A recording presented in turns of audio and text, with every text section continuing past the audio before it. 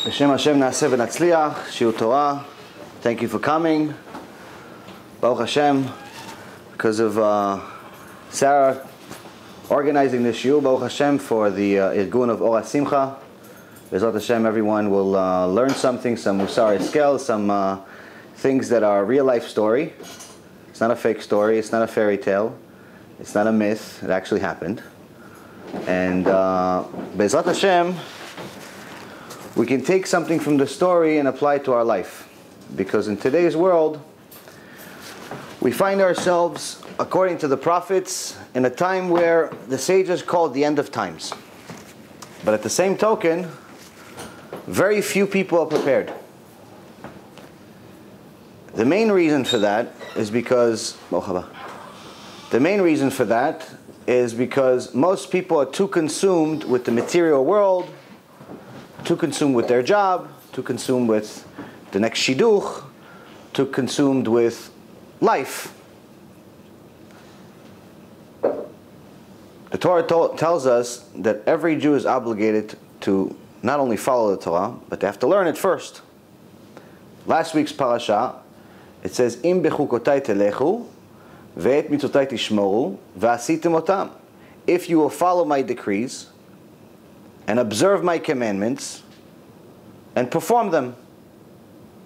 So there's no such thing as there's just such a Torah. It's a nice book, it's a history book, it has a few good stories, and we could follow whatever we want. But that was my mindset. So before we get to some parts of the Torah, I'll tell you a little bit about my story and who I am, and why this parasha, as well as Parashat Ki Tavo, which is another relatively difficult to listen to parasha, I experienced a small part of it. Now in last week's parasha, Hashem says if you listen to all these commandments that I tell you, you get all these blessings. He has 10 verses full of blessings. Wonderful, endless blessings. In this world and in the next world, everything will be wonderful. You want parnasah? I'll give you more than you ever need. For you, for the generation after you, forever. Anything you want, everything is mine, he says. Anything you want, I'll give you. He has no shortage of money. He has no shortage of the ability to heal man. He created him. Anything you need, I'll give you. But if you don't listen to me, and he spends the next 30 verses explaining the horror that we would go through for not following. Now, most people in the world today don't really care for those 30 verses. They either don't know them, or they heard them here and there, but they don't necessarily apply them to their life as much as they should. And I was the epitome of that. I was born in Israel and moved to the United States when I was 10 years old. So this is about 26 years ago. Now in Israel, we learned a little bit of Torah in school. I mean, it wasn't too difficult to find a religious school in Israel. But as soon as we landed in America, religious school was a little different here. They actually charged money. We didn't really have much money. So my parents said, okay, so just go to the school with the rest of the boys. So I went to public school. And before I knew it, I see all these kids that they don't speak Hebrew, but they seem so much cooler than me. They seem so much more hip and so much more connected, and they have so many friends, and they speak this wonderful language that I don't understand a word of. I only knew the first 3 letters of the alphabet because it was in a cereal. That's all. That's as much as I know. But all of a sudden, I'm finding myself wanting to be them. Not just like them, but I want to be them. So that's what I started doing. This is the problem with parents that don't understand the value of Torah today and send their kids to public school where they don't actually understand. It's not necessarily just the teaching that's a problem. It's the environment too. If you're surrounded by people that are living life as if it has no purpose, you will eventually think life has no purpose. If you're surrounding yourself with people that think that the show on MTV is the greatest thing since sliced bread, then that's what you're going to do eventually. So it's not necessarily just the teaching. I mean, yes, learning English is good, learning math, learning history, all of those things are wonderful. In general, the point of school is not necessarily to learn those things, because 99% of what you actually learn is useless. You're not going to use history in your career unless you become a historian, which barely makes any money, so I don't know why anyone would become a historian, but let's say you want to become a historian, maybe you'll use your history lesson. Math is very good, but you don't necessarily need school to learn that. I mean, just learn it from school, from just life. You need to know how to balance your checkbook, get change from a grocery store. You learn the basics of math. You don't need to know the sine and cosine of a number. As far as learning English, you live long enough, you'll learn it. So what about all these other subjects? Why do they teach you all this art history and European history and all of these wonderful subjects? What's the point? Especially when you go to college and they make you pay for it. Pay $40,000 a year to learn a bunch of stuff that's completely useless in actual life. Why? Because it teaches you how to think. That's the point of school. I think school is very important if you actually have a point. Now, if you're going to school for a communications major just so you can get a job at the local supermarket after college, then you should not go to an expensive school. Do your parents a favor. Go to a cheaper school, maybe even go to YESHIVA or a seminary. There's no point of going to school with no actual aim or purpose. But if you're going to be a doctor or a lawyer or an architect or someone that has an actual ambition, then yes, school could be good. But the one thing that you can't do is forget God like I did. So I went to school. I was a very good student. I was an A student. I was one of the top of my class in high school. I had advanced placement classes. I was already getting college credits in high school. I went to Binghamton University, which is a top New York State school. And after 1 year, I had a 3.9 GPA, and I decided to quit school. And the reason was, I already knew how to think. And I knew what I wanted to do. And I didn't want to be in school for another 100 years. So I said, okay, well, I learned how to work already when I was a young kid. As soon as we came to America, we all started working. And, you know, maybe it's time for me to go to work. I know how to sell. I know how to think. Let's do what I've already done for the last 7 years. When I was 17 years old, I was working at different stores, in a retail stores, already making $100,000 a year. Being in school, hanging out with a bunch of college kids and drinking beer all day was really doing nothing for me. So I left, and I joined the workforce. This time it was full-time. And eventually I landed into a job that was on Wall Street. Became a stockbroker. Now, I always liked business. I liked money. I liked finance. And I didn't necessarily know that much about it, but anything that I liked to study. So I started studying it while selling and while working and doing whatever I had to do to survive in the business. After the first 3 years of working for other people and making at maximum maybe $1,000 or $1,200 a month, working 15 hours a day and making them rich but me poor, I finally got the opportunity after September 11th because my partner, or so-called boss, quit. September 11th happened, the financial markets collapsed, and a lot of people left the business. And I was all this brand new in a new company and excited about the world. I said, all right, well, this is a great time to build a business. So I started calling people to get business from them. I didn't know that my partner was going to quit. I didn't know this guy's going to quit. He came after September 11th, and he gave me $81.12 as a check for 2 months' worth of work. So those 2 months, I made less than $1,500. It was $81, $40 a month. A little less than minimum wage. So I went to the manager of or the owner of the branch. This is a big company, a company called Raymond James. And I told him, listen, I want to go on my own. I want to actually be my own broker, manage my own clients. I don't want any more partners. I don't want any friends. I don't want anyone. I just want clients. I want to make money.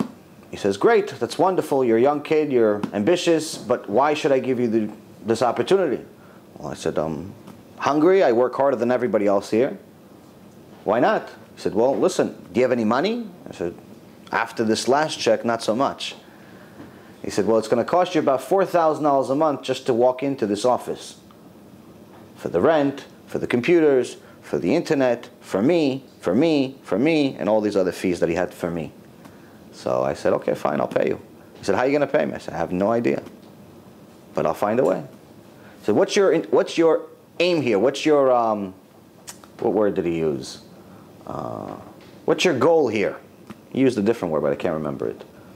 Oh, what's your intention here? What's your intention here? And me, this 21-year-old kid that already spent the last 3 years paying my dues, I was a little bit ambitious and naive. I said, to buy you out. He was already in the business for almost 20 years. I barely knew how to scratch my head, but I'm telling them I'm going to buy him out. He found it amusing, and he said, fine. As long as you have my money on time, go for it. This was approximately October of 2001.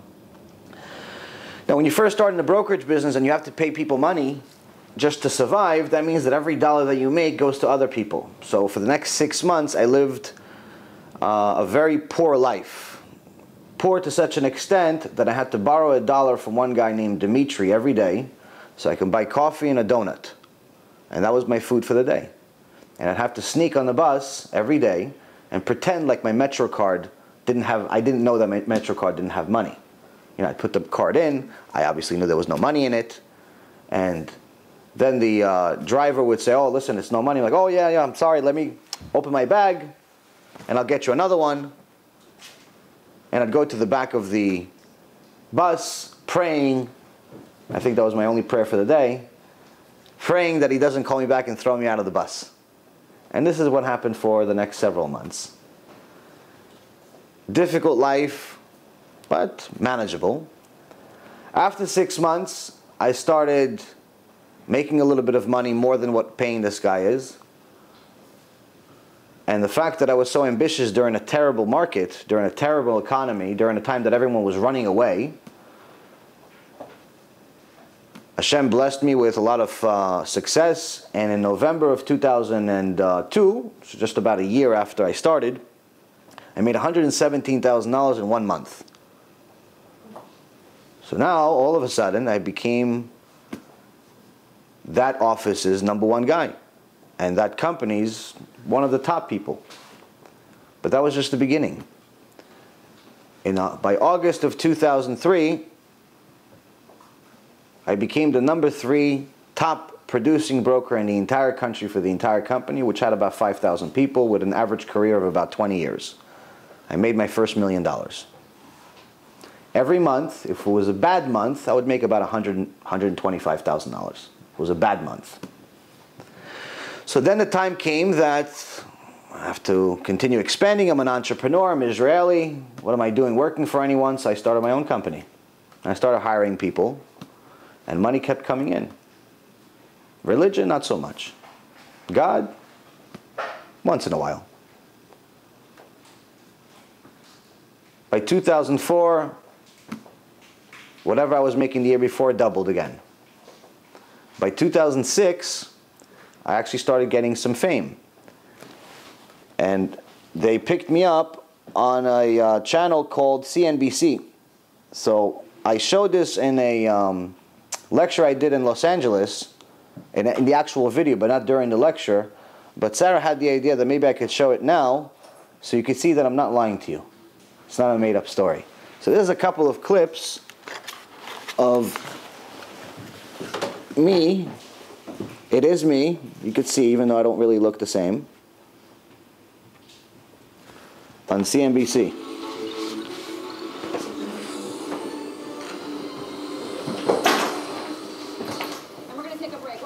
I saw it, so you don't have to worry. Trouble in the satellite radio business.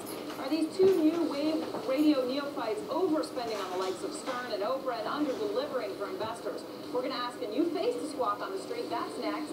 As we told you earlier in our program, Sirius Satellite Radio this morning reported a loss in the fourth quarter, a penny worse than analysts were looking for.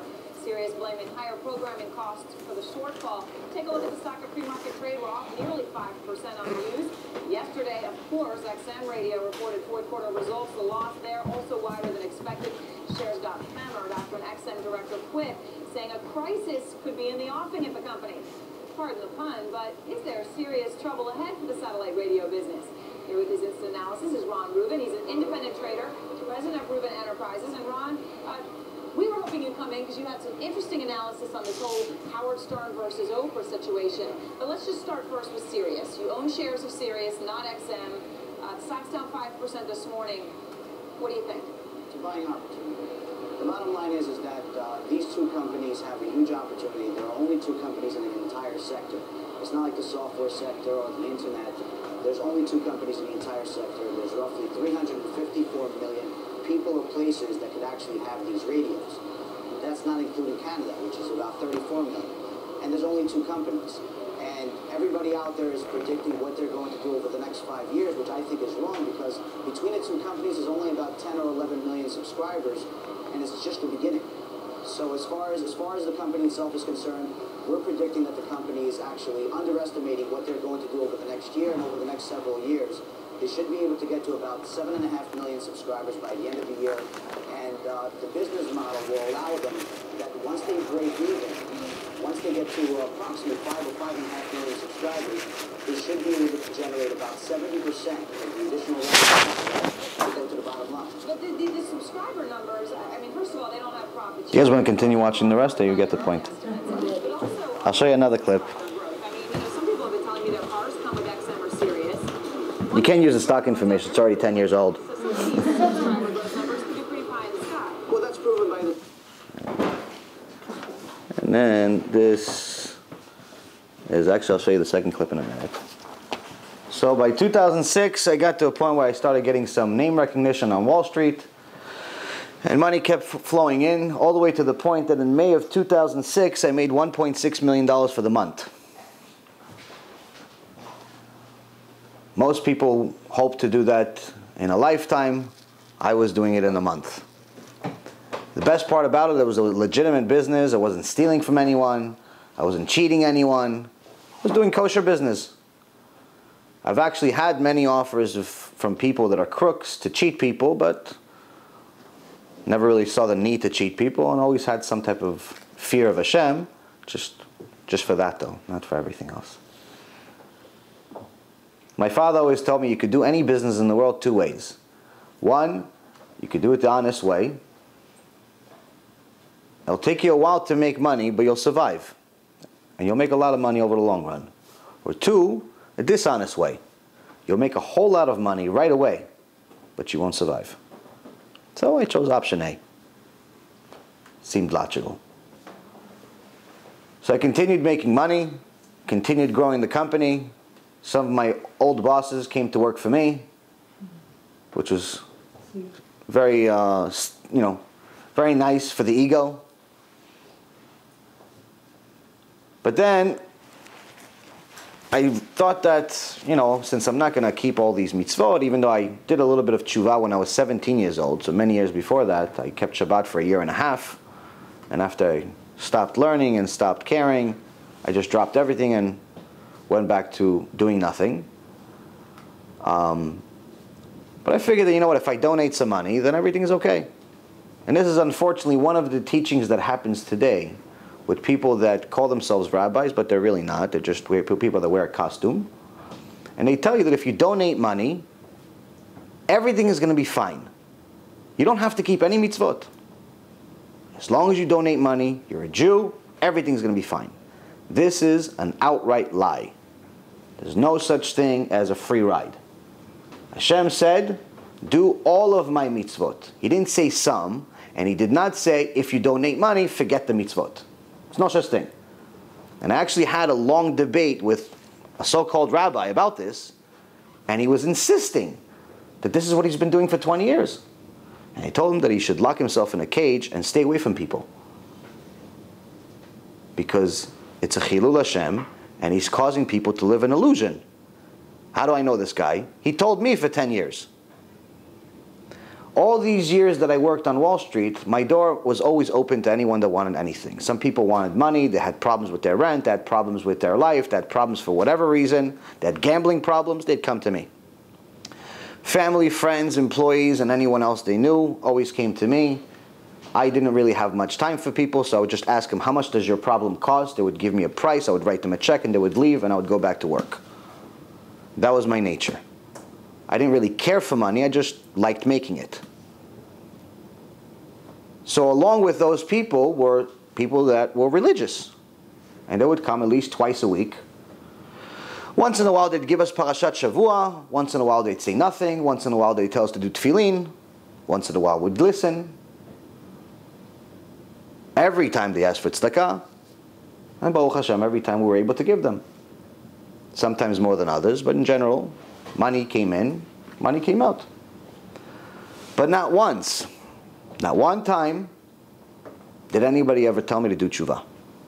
Not one time did anybody ever tell me that if I don't keep Shabbat according to the Jewish halacha, according to 7 places in the Shulchan Aruch, according to the written Torah, the oral Torah, and everything in between, you're not considered Jewish. No one ever told me. You're born Jewish, you qualify, you have the ticket to Olam Haba, but if you don't keep Shabbat in the basic foundation of Judaism, it won't work. You show up to the next world and say, oh, it's a very nice ticket. But behind the ticket, it says the instruction, as it says, if you don't keep Shabbat, ticket doesn't work. No one told me. So now, I was thinking to myself, after I did Teshuva, which we'll get to in a second, why didn't anybody ever tell me? And then once I started teaching, I started realizing that this is the strategy. The strategy is that in the politically correct world that we live in, no one wants to offend anyone. No one wants to be a mochiach. No one wants to rebuke. And no one wants to hurt anyone's feelings. So much so that even if we know they're drinking poison, we won't tell them because maybe they'll be offended. Yes, but he will die. Yeah, but at least he won't be offended. He'll die in peace. But if you just tell him he can just drink the water instead, they didn't think about that part yet. And this is exactly what happened today. We've become so politically correct, so worried about people's feelings that we forgot God. So for 10 years, people think that, oh yeah, listen, if he comes and we give him shiurim, over time he'll do tshuva. Over time he'll do tshuva. Over time they'll do tshuva. You know how they tell people, listen, come to the BEIT Knesset even if you have to drive. This is very common in other places, not really in New York, because there's Baruch HaShem, a BEIT Knesset in every corner. But in other places, it's very common for rabbis. And I'm not talking about actual kehillah. I'm talking about actual people that call themselves a rabbi. To tell people either nothing, knowing that the guy drives on Shabbat to BEIT Knesset, or actually telling him to drive, and they think that over time, since if he's going to come to BEIT Knesset, eventually he's going to do tshuva. Eventually he's going to get it, since nobody else drives. The problem is that 60% of the kehillah drive. So even if one guy wants to change, like, wait, but the other 59% is still driving. Why am I going to walk? I'm not a sucker. So the rabbi's strategy is, listen, if he comes long enough, eventually he's going to be ready. So the rabbi comes to him, and he tells him, listen, you know, you've been here for a year, you've been driving on Shabbat for a year, maybe you should stop driving. Just like we learned, Pashat Kitisa, you're not allowed. He says, you know what, Rabbi, I'm not at your level, I don't think I'm ready. He's thinking, since I've been driving for a year and the rabbi said it's okay for another year, what's the big deal? So he procrastinates. So another year passes, and the rabbi comes back, and he says, listen, you're still driving. It's like, yeah, you know what, Kol Harav, I'm still not ready. If it was okay for the first 2 years, maybe I could get myself another 2 years. And there goes 20 more years. And that's why my first student that arrived at the Shiur never knew that you're not allowed to drive on Shabbat. He's been driving to BEIT Knesset on Shabbat for 25 years. Orthodox shul. Not conservative or reformed that give bar mitzvahs to dogs. I'm actually talking about an Orthodox shul. He's been going for 25 years driving. No one knew. He didn't know. He's not exactly a Einstein. He said, listen, I knew some people don't drive, but I thought that's just a higher level. I was not at that level. I was basic. I was basic cable. They were HBO. He didn't know. Why? No one ever talked about it. We got used to it. And this is where I was in. So now, these people had a strategy where they figured that if they're going to come to my office, ask for the donation, eventually I'm going to do tshuva. So let's do the math. Let's just say I had my office for 15 years, but let's say it was 10 years to make the math easy. And let's say they only came once a week, even though at minimum it was twice a week, but let's say it was once a week. So that's 52 times a year times 10 years. So it's 520. That means that you had 520 tries to get me to do tshuva, to get me to keep one Shabbat. I didn't keep one Shabbat. So if it's not going to work after 520 times, when is it supposed to work? This is why I constantly preach this in many of my lectures, that this long-term strategy of telling them it's okay to be a sinner until they do tshuva never works. I am the example. I donated a Sefer Torah we had written in Jerusalem. I donated a ton of money to Batei Knesset. I donated to all types of organizations. That made me feel good. I liked giving. As far as keeping mitzvot, whatever was easy. Kosher, if the restaurant was a good restaurant, I'd eat kosher. Holiday, if I cared for it or not. Pesach, okay, fine, I'll eat matzah, I don't care. I like matzah and chocolate. Yom Kippur, fine. Tisha B'Av, no, that's not for me, I'm sorry. That was my mentality. I'd pick and choose. Why? No one said anything. But this is why HaShem specifically made a very big mitzvah. Ocheach tochiach et amitecha. You must rebuke your brother. If you see your brother sinning, you have to rebuke him. But you have to do it in a nice way. You have to do it in a civilized way. You can't obviously embarrass him in public. But if you have a friend or a family member that you know violates a certain major sin, whether it's Lashon Hara, or it's Shabbat, or it's Tefillin, or it's any mitzvah, you know that this is something that's important to Hashem. Whether he knows it's important or not is irrelevant. He obviously doesn't think it's important because he's not doing it. But the point here is that if you know that he's making a sin or she's making a sin, you have to find a time and a way to get to them. If you can't speak, if you don't have a speaking ability, find a CD, find a link of a shiur, and give it to them. Hey, listen, this is a great shiur. What is it about? Oh, I don't know. It's just amazing. If I say it in words, it's not enough. You should just watch it. What is it? If you tell them nothing about it, they'll be even more interested, more just because of curiosity. You should give them a shiur. You want to find my shiurim? You'll find some on TorahAnytime.com, and you also find on my website, BeEzratHashem.org. There's many shiurim. There's over 300 hours of Torah, a lot of different topics. Or you can find Rabbi Mizrahi shiurim. He has plenty of good material, amazing material. My favorite is Torah and Science, the movie. It's 4 hours of brilliance. The debate with the Christian professor has actually made more people convert and do tshuva than probably most other shiurim in the world. Because people see how beautiful our Torah is and how divine it is and how foolish everything else is. You want to be part of it. You want to be part of the chosen people. It's not just about showing them how foolish their religion is, but you see how precise ours is. So now, Hashem had his own plan. I had my plan where I told people that, listen, I'm going to be 100 years old and still in this business. If I'm already making millions of dollars right now, Bill Gates should be worried. In a few years, I'm going to get to him. But Hashem had different plans. He didn't bring me to the world to be a monkey. He didn't bring me to the world to be just a money maker. He doesn't need my money. He needs me to be a Jew.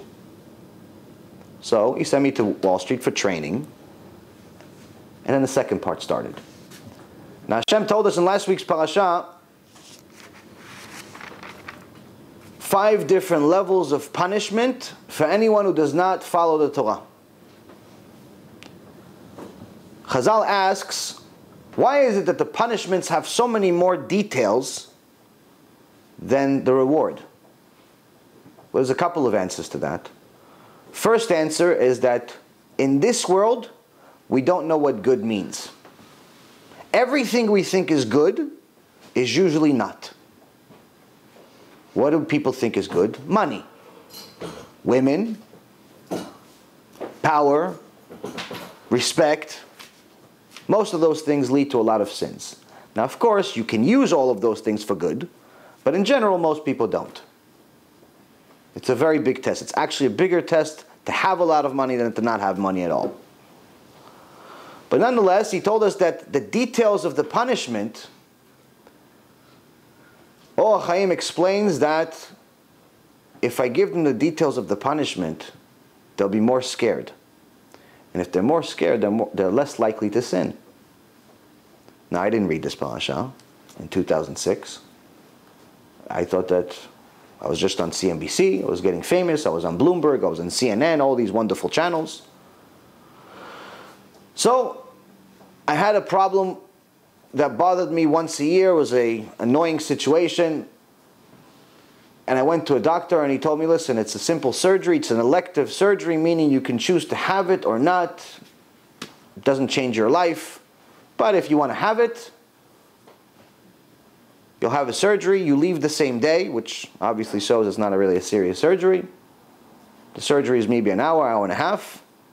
You go home, you'll feel a little discomfort for a couple of days, which by the way, in medical terms means a lot of pain. But you're back to work in a couple of days. So I figured, you know what? I'll have the surgery on Wednesday. I'll rest a couple of days, I'll rest the weekend, I'll go back to work. Every day costs money. Every hour is about $3,000 an hour at that point. Can't waste too many days. So I went and I had the surgery. There was one problem though. I didn't wake up the same. When I woke up out of the surgery, this elective surgery that was supposed to be very, very simple, my whole body changed. Nerve problem spread through my entire body. And I woke up out of the surgery screaming, my lungs out in pain, asking my mother and my wife to kill me because the doctors won't listen. The pain, to give you a small little bit of details, because I don't want anyone to vomit, was similar to if you take a knife and you just start cutting somebody open over and over and over again and it won't stop. That was it. Now, I never took drugs. I liked my brain, so I never used drugs. But I never knew how they would affect me. But they started giving me them. But it didn't work. My body rejected all medicine. So time passed, and I'm screaming and yelling and screaming and yelling, and no one has a clue what just happened. The doctor kept saying, it went well, the doctor, my wife was telling me after the fact, obviously. I was too busy screaming. Everything looked fine. It was bigger than I thought, but I this shouldn't happen. Eventually, they gave me enough morphine to kill a large animal, the most amount of legally allowed, and my body eventually calmed down. And then foolishly, I listened to them when they said, listen, you seem fine, go home. I was so excited that the pain stopped, I figured that, okay, it's over. I experienced a small part of this Ganom I heard one time in my life. I'm going to go home. My dad picked up some shawarma on the way home. I went home. I had my shawarma. It's delicious shawarma. Very famous shawarma. I say it in almost every shiur. And then you'll understand why. I went to sleep. I said, everyone, it's an interesting day. Thank you for coming. I'm going to sleep. I went to sleep and I woke up about 45 minutes later, screaming in pain, worse than I had just a few hours earlier. Only this time, I didn't stop for 62 days. Only this time, the pain didn't stop, ever. I take 50 painkillers a day. Anything and everything I tried, nothing worked. The only thing that would calm me down for about 15 minutes would be putting boiling water on parts of my body. Because the pain from them would be hard, a little more than the other one. It would numb it. That's it. My body started failing. My eyes started bleeding. My ears got infected. I started peeing blood. And slowly but surely I started dying. In a very interesting way. After 62 days, the pain started subsiding to the point where it was manageable. I was only taking 20 or 25 painkillers a day. But for me, it was like heaven. Half the day is okay, the other half is Gehinnom. It's fine. I figured I had a second chance at life. Started going back to work little by little. Walking from here to, let's say, the door, for a normal person would take maybe 10 seconds. For me, it would take about a half hour. Be hard to walk, hard to move, and the pain was all over my body. It had nothing to do with the surgery. Something changed in my entire body, and no one knew what. But I figured that things are getting better until 9 months later, I wake up with pain in my leg, and thinking that maybe I pulled a muscle. But the next day became unbearable. I had to go to the emergency room, and they told me that I have an internal infection called an abscess in between the rectal and the leg muscle, that it's big enough and close enough that if I didn't come within a few hours, I would probably die, because it would explode and go into my blood system. So I had to have an intensive care unit take care of me for the next couple of weeks next to the dying people. And it was a surgery worse than the first. It's okay. So now, second surgery was also interesting. Recovery was at least in the hospital this time, with 24 hours a day of morphine. I was just half asleep and drugged up most of the time. At least not screaming. At least not most of the day. But then after that, started going back to work, started going back to life. And 3 months later, I have another friend, a new infection. Back to the emergency room, back to the surgery room, back to the intensive care unit, another surgery, more screaming. Not fun. My world is collapsing.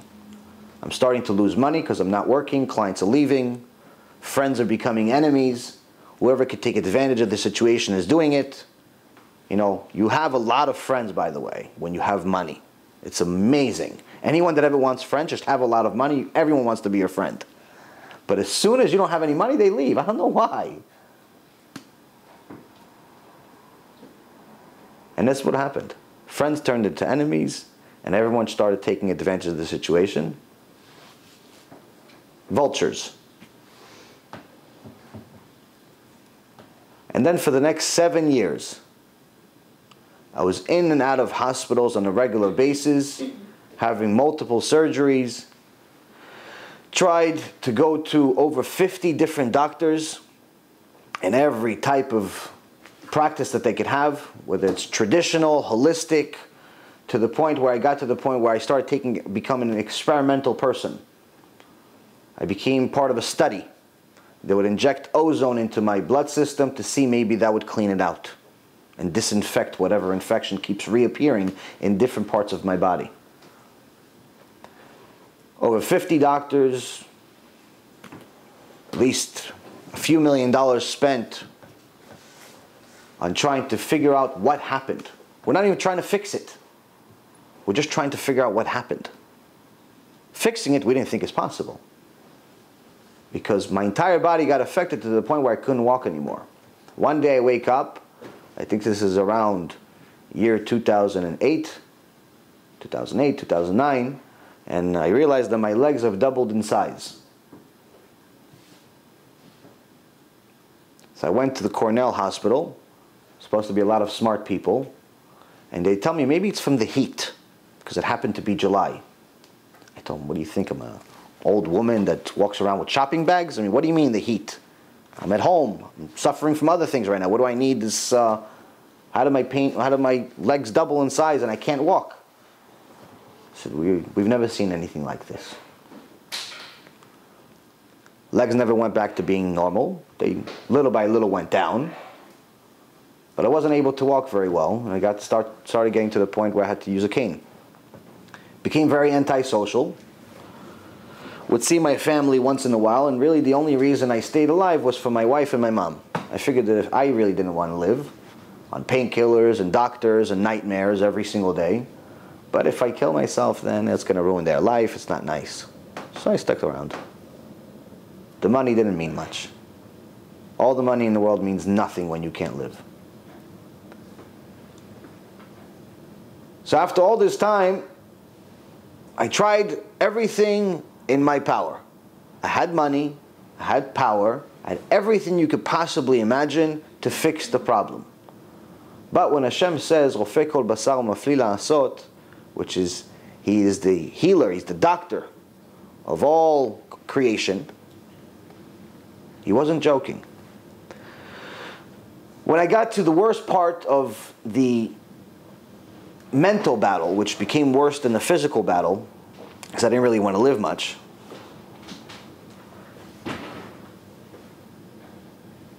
HaShem saw that I got to my end. So one day, my mom makes a phone call to different rabbis. She has this phone book of a bunch of names of different rabbis from all over the world. She's met at some point or another, or she went to their shiurim, or she got the numbers. I mean, apparently every Jewish mother has a phone book of rabbis. So she started calling numbers all over the world, looking to find a rabbi that's going to give her poor son that's dying a blessing. But today, for an hour and a half, she's calling and calling and calling, and no one is answering. Usually they answer. Today they weren't answering. Until she reached a number in Israel. And a woman picked up the phone, and she asks for a certain rabbi, and the woman says, I'm sorry, it's the wrong number. There's nobody by his name. My mom, after an hour and a half or 2 hours of calling obsessively and no one answers, finally reached the soul, and the soul says that it's the wrong number, breaks down on the phone and starts crying to this strange lady. And as HaShem would have it, the strange lady recognizes her voice and says, Doris? That's my mom's name. She says, who are you? How do you know my name? She says, I'm your niece, Penina. My mom says, how did I get to you? I don't even have your phone number. We've never spoken on the phone before. She dialed the wrong phone number in a different country. But she reached someone that actually knows her and can recognize the voice. And she's never talked to her on the phone. And it happens to be the only person that can help. So Penina asks, why are you crying? What's wrong? My son, he's dying, he's this, he's that. I really think that he's not going to survive much longer. I need somebody to bless him. She says, well, why don't you talk to Rabbi Ephraim, my brother? He's a big Talmid Chacham. Even though he's young, he's something amazing. Everyone knows. He's the family genius and tzaddik. But aside from that, he lives 2 buildings away from Rabbi Ovadia. He's one of his students. Of course, Ephraim's going to talk to me. Of course, you're the famous aunt from America. She says, okay, so I'll call him. She gives him the number. She calls Rabbi Ephraim. And Rabbi Ephraim is not home. He's at the kollel, of course. He's learning Torah, but his wife reaches him, and he calls my mom back. And she starts telling him, now when I left Israel, he's younger than I am, so we never knew each other. I actually didn't even know he existed. I didn't know he was born. I didn't know he was alive. I didn't know his name. I didn't even know I had a cousin that name. So my mom is talking to him, and so he asks, now he obviously doesn't know me, and he says, so does he speak Hebrew? Because he doesn't speak English. And she says, yes, he speaks Hebrew. And says, okay, so can I call him? Can I talk to him? He says, no, I don't think. He doesn't even talk to us. I was barely talk to the family. And at that very moment, that very second that she said, which I only found out later, at that very second, I called my mother on the other line for the first time in at least 5 years. Anytime I would see my mom, I would come to her house, usually on Fridays, stay for a couple of hours and leave. Never call my mom. Never call anybody, because who wants to talk when you're in pain? But that was the first time I decided, let me call my mother. So I called her. And she's hysterical, crying on the other line. And I asked her, what happened? She says, talk to him. And I said, to who? No, she thinks that I know what's going on. She says, talk to Ephraim. I'm like, who's Ephraim Bichlal? Who is he? She goes, it's your cousin. I'm like, why do I need to talk to him? She goes, just talk to him, please. He can help you. I said, okay, just stop crying. I'll talk to whoever you want. Stop crying. You know, it's unbearable for a son to hear his mom crying. Or anyone, really. So I said, tell him to call me. I'll talk to whoever you want. So Ephraim calls me. Now, after I did Teshuva the first time when I was 17,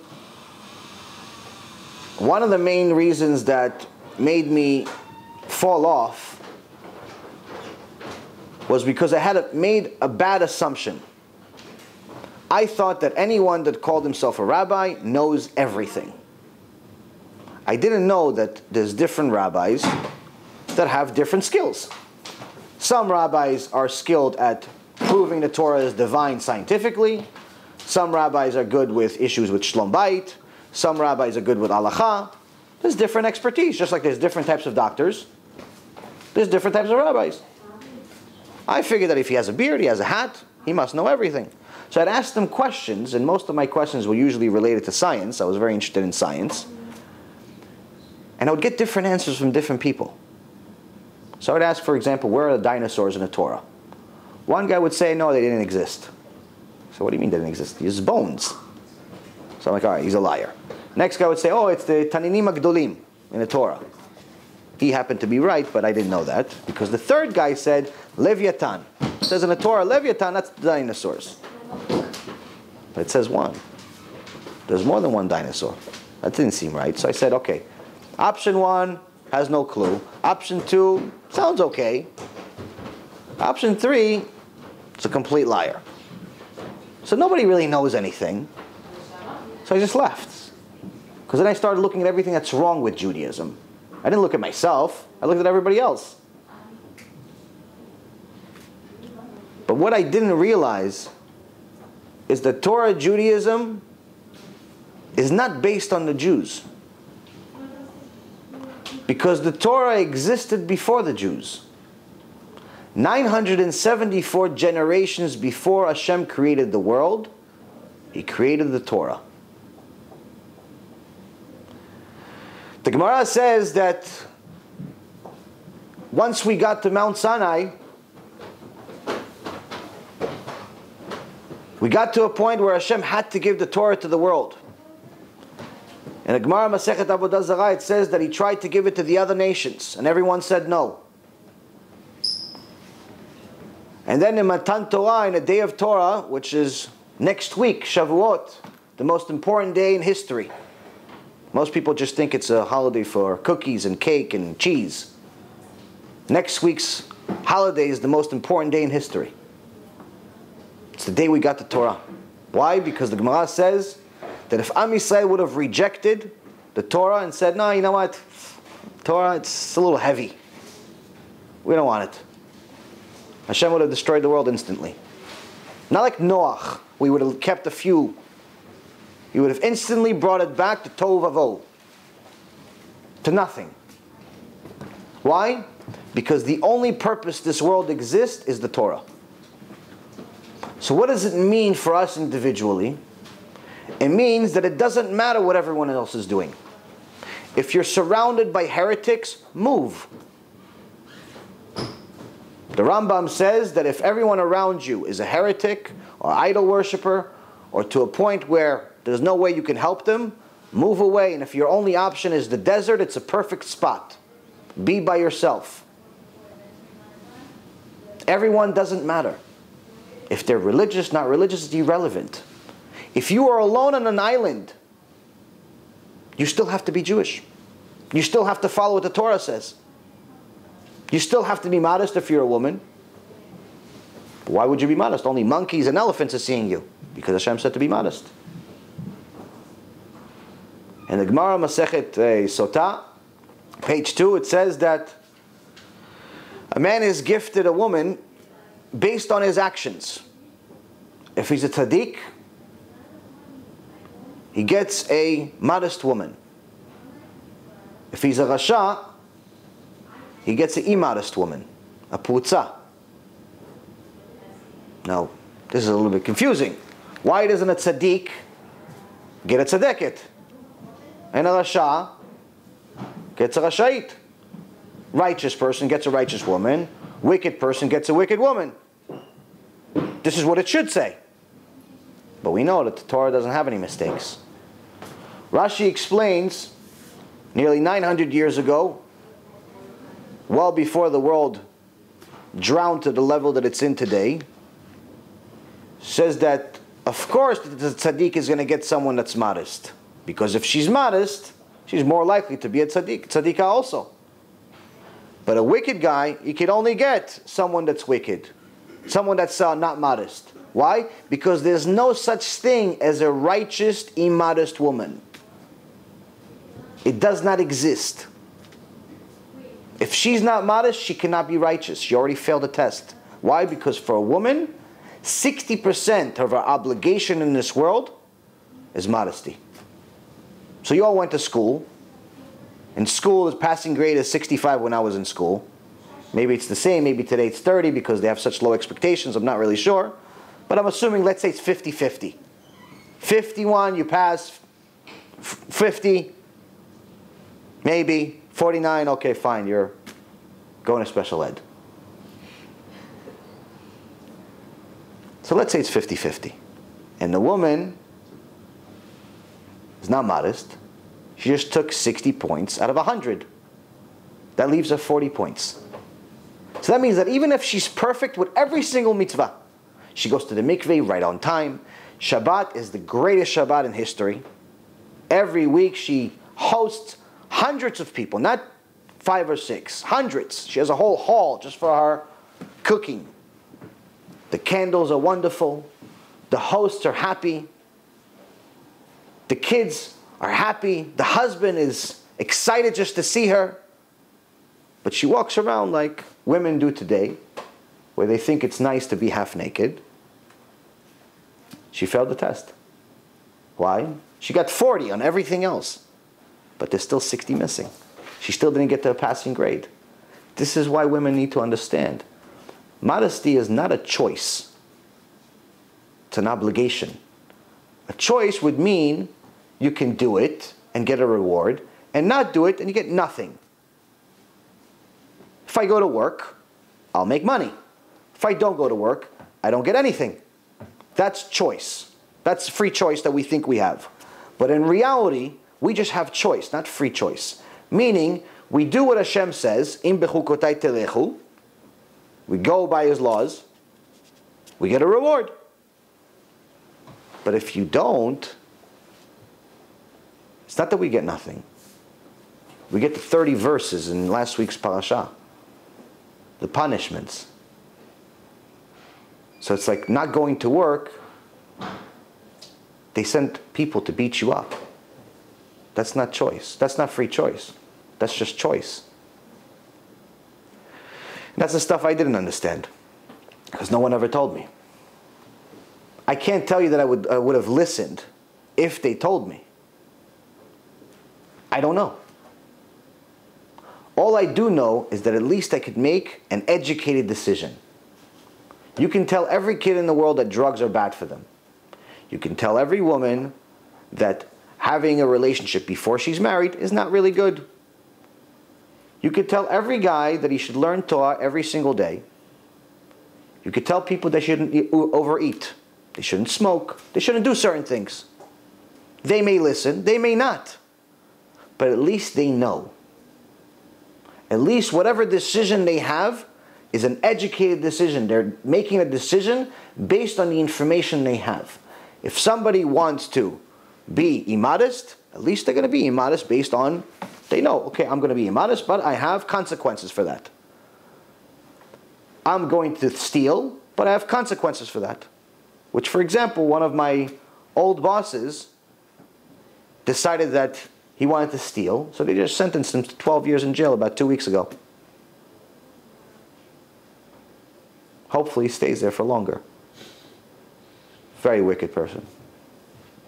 I honestly think that the jail system in America is the most demented system in the world, because if you look at the statistics, most people that leave jail leave worse than they came in. They go in there criminals most of the time, if they're guilty. If they're not guilty, then it's unfortunate. But if they're guilty, they're going in there, low-level criminal, but then they meet a bunch of other criminals. So they learn their trade. So now he's an expert criminal by the time he leaves. It's like a Harvard degree for being a criminal. So that's the reason why most of them go back to jail shortly after. It's a failed system before they even started. Because no one's going to hire a guy that came out of jail. So now he can't get work. So he figures, okay, I knew how to steal. But the other guy I was in the cellmate with, he knew how to rob banks. I was only stealing, shopping centers. So now I have an extra skill. And then the other guy also knew how to do something else. So he said, okay, I have all these new skills. I can't get a job. Let's go for it. It's a failed system. But this is what happens when you go against the Torah. Torah already told us exactly what to do. What to do with people that are criminals. What to do with people that are going against HaShem. What to do with people that are immodest. What to do with people that are fools or heretics. What to do with everything. How to make money in an honest way. How to be righteous. How to be honest. How to be happy. How to have a good marriage. How to raise kids. Everything and anything you could possibly want in life, the Torah has. And this is the reason why in every shiur that I have online, you'll usually hear that anything that's any good in life has to have a source from the Torah. Has to. If it's good, it has to have a source in the Torah. Whether it's a one-liner that somebody came up with, like for example, I remember I used to listen to rap when I was a kid, and there was this guy named Biggie Smalls. And he came up with this song, said, more money, more problems. That's in Pirkei Avot. That's in Mishnah Pirkei Avot. I don't know if he read it, but it's in the Torah. And there's many, many other examples like it. So now I got to a point where I have this guy on the phone, and I figured, okay, this guy called me, fine, let's talk to him. So he tells me a nice story about Tamar and Yehuda. I like it, so I start asking him questions. For the first time in my life, I get answers. But I don't just get answers. I get answers with sources. On the spot. Like I'm talking to a computer with a personality. I ask a question, he says, oh, he tries to make me feel good. So he says, oh yeah, this is the same question that so-and-so, Rabbi so-and-so asked 852 years ago in this book on page this, and this is what he said. So I'm like, wow, he remembers the page? Who remembers the page? So then I said, okay, let me try this again. This is cool. So I ask another question. It's like, oh yeah, it's such a great question. It makes you feel so good. Such a great question. This rabbi asked this question 412 years ago, and it's in this book on this page. This is not smart. This is like not human. So I ask another question, and another one, and every single one he answers. Whether it's business, science, marriage, anything. We talked for an hour and 40 minutes full of Torah. It was unbelievable. A week later, he calls me on Thursday at 4 o'clock. We talk for 3 hours. Same exact thing. I ask questions. He has answers. A week later, we talk for 5 hours. Thursday, 4 o'clock, 5 hours. Straight. We don't even feel the time passing. I ask questions. He gives me answers. Answers with sources, page numbers, and I get into it. This is the greatest thing in the world. Who doesn't want to get answers? I didn't even know I had all these questions, but apparently I did. The next week he calls me. We talk for 7 hours. And that's how it continues every single week. Thursday at 4 o'clock, everyone knows I don't talk to anyone else other than Rav Ephraim for at least 7 hours.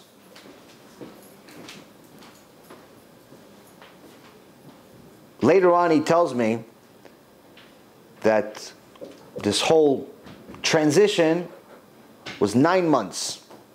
9 months of non-stop questions. Every question you could possibly think of. I would start thinking of questions just to ask him to see if he knows.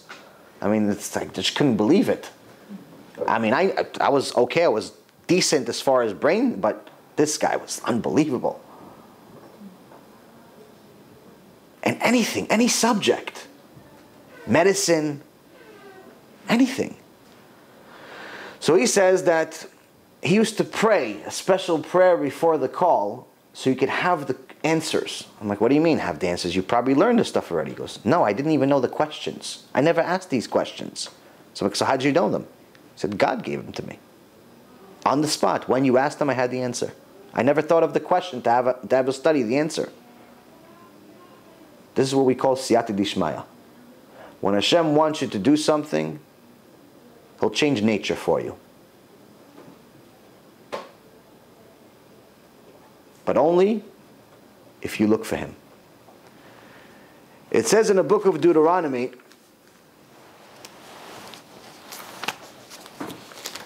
that after we sin against Hashem,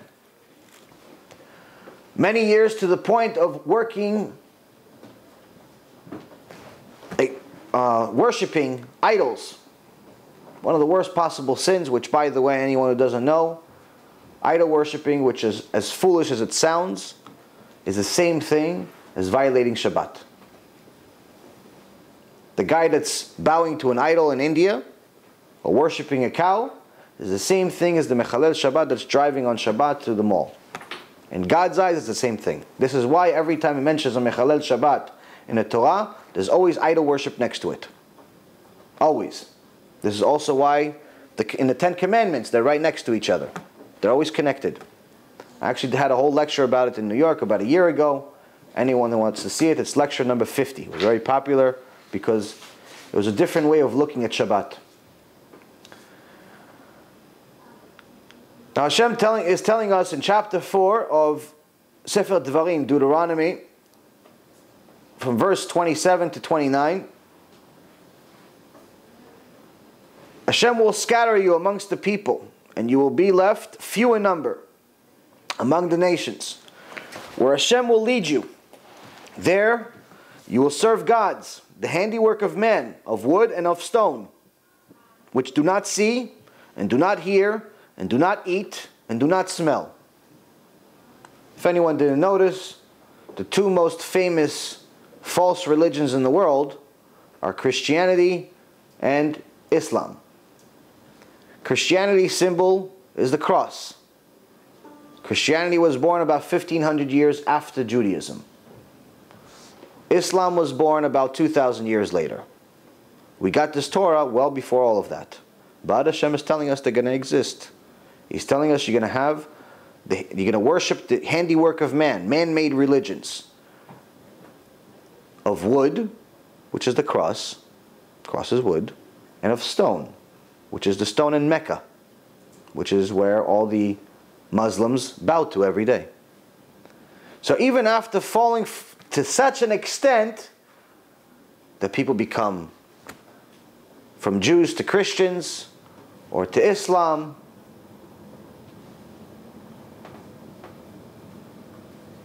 Hashem is telling us in the next verse, from there you will seek Hashem. Finally, eventually when you're going to see that it's all false and it's all nonsense, you're going to start looking for Hashem. You're going to start looking for answers.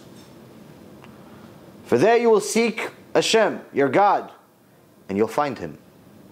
That's the good news. If you seek for Him with all of your heart and all of your soul. Hashem is always there. But He's only there if you really want to look for Him. Now obviously you're not going to find Him in a cabinet, you're not going to find Him in a store, you're not going to find Him in a mall. You're going to find Him through His Torah. If you do what He says, you'll start feeling Him. But as long as you're doing everything against what He says, oh, they don't want to do what I say, so that means they don't want anything to do with me. If they don't want anything to do with me, good luck. You're on your own. Life without God is worthless. So now that I finally started getting answers from Rabbi Ephraim, I started realizing that this is actually real. I started realizing this Torah is not just a storybook, it's not a history lesson. It could actually be proven scientifically. It could actually be proven rationally. It can be proven in any single way that you want to prove it. So I started keeping some mitzvot, and little by little got stronger and stronger. But the most important part was that I finally found out that there's a price for not doing what Hashem says. Some people get it early in their life like I did. Some people can go 50 years and everything looks fine. They have a Ferrari, they have a big house, they have a wife, they have kids. Everything looks wonderful from the outside. That's usually not good news. That usually could mean that Hashem is paying them their reward in this world and is giving up on them. As it says at the end of Parashat Vayetchanan, He pays his haters, which means people that are not keeping his mitzvot, because he calls the ones that keep his mitzvot his lovers, in the same verse. I pay my haters cash to their face to destroy them. I will not delay their payment. Cash to their face, I will pay them. So if you see someone that it seems like everything is wonderful, they have $100 million in the bank, they have a great career, wife, children, buildings, fame, fortune, but they're doing everything against HaShem. Could mean one of two things. One, the time hasn't come for them to do Teshuva, where they haven't run out of time yet. Or two, chas v'shalom, God gave up on them. Which means that the few mitzvot that they did accidentally, they did a bar mitzvah, so they did a late tefillin for the first time and last time in their life. They ate kosher by accident at some point.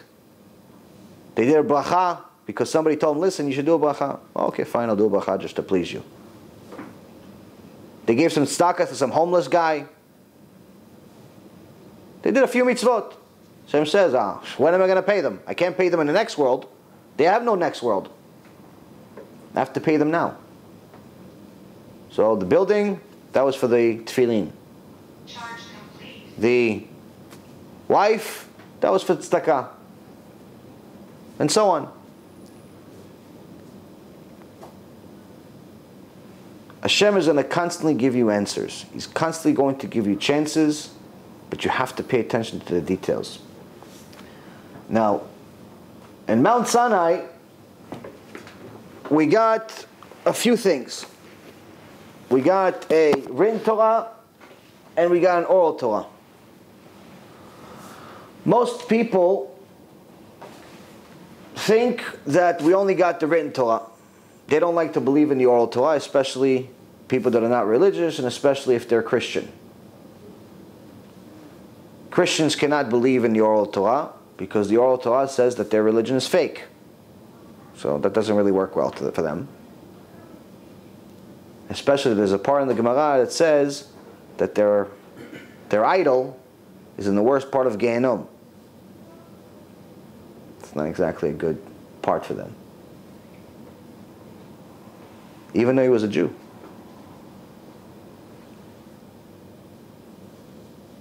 But people have a hard time believing that the Torah is real.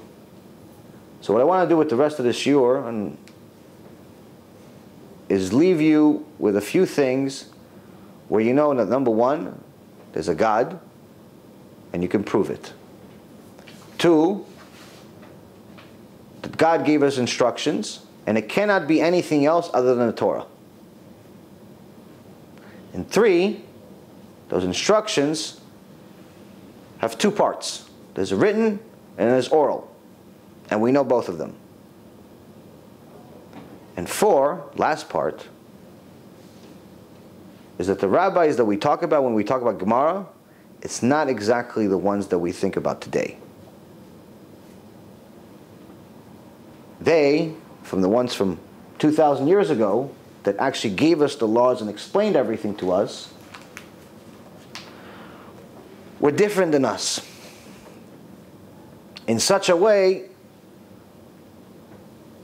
that the wisdom of today that we think is so big, in the medical world, for example, where someone invented a new machine, or someone got a Nobel Prize for something that he did, or didn't do, like Obama got a Nobel Peace Prize. I have no idea for what peace, but he got it. But they actually did things and knew things that are even superior to our technology today. So now if we have all of those pieces, and we know it's real, we should find out what the rest is, which is what the Torah says, and we should start doing it. But if anyone has any doubts, you ask in the middle, after, whenever you want.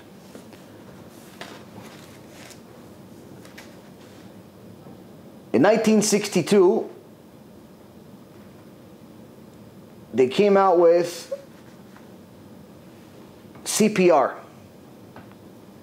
Someone came out with the CPR movement, and the world celebrated this invention, that you could save life mouth to mouth, and a little bit different, mouth to mouth and nose for babies. And the world celebrated this new wisdom. This is just a little over 50 years ago. The problem is that anyone that would have learned Torah could have avoided that whole celebration and not having that, because they could have learned it from Chazal, Chachmenu Zichronam Livracha, our sages, in Yalkut Shimoni, that shows that not only have we had this technology, this brilliance of saving a person's life, but it was common knowledge all the way back in the days of Moses. When the 10 spies went to the Canaan, which later becomes Israel, the giants there were very, very scary, and one of them screamed at the Jews, at the spies. And Yalkut Shimoni says that they all passed out from fear. And then one of the Canaanites blew air into their mouth in order to revive them. This is by definition what CPR is. And this is even the Canaanites knew. This is in the oral Torah. One example. Now, this already shows us that there's some wisdom here that we should look into. Now, these very same sages only have this wisdom because it had to come from the Creator. How do we know that there has to be a Creator? It's a very simple, rational argument.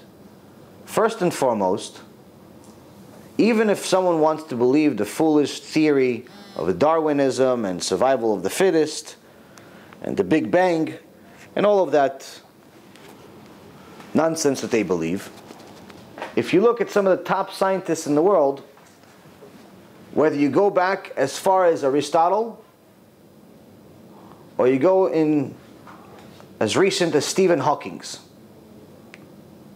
you see that most people towards the end of their career change their mind. They change their mind about God. Stephen Hawking has mentioned several times, he's considered this generation's Einstein, even though I think Einstein was a world away from him, meaning much higher than him. But that doesn't really matter. The point is that he's changed his mind several times, at least a handful of times during his career, saying, yes, there is a God, no, there isn't a God. Why? Because he says we still can't explain how it started. So even if, let's say, for example, there was one cell, and the cell went through mitosis, and split into 2, and then 2 split into 4, and 4 split into 8, and then eventually became some fish, and the fish became a lizard, and the lizard became a monkey, and somehow I arrived. Let's say all that happened. Where did the first cell come from? Let's say all that coincidence happened. The trees became trees, and the brain became the brain, and every one of us has the same type of brain with the same cells and same everything else, and every time someone bleeds, somehow that system tells the blood to clog the hole so you don't bleed anymore. But if you take the same amount of blood and you put it into a balloon and you make a hole in the balloon, it doesn't stop. It doesn't clog. It just continues coming out. So who's telling your blood to stop? Who's telling it to start?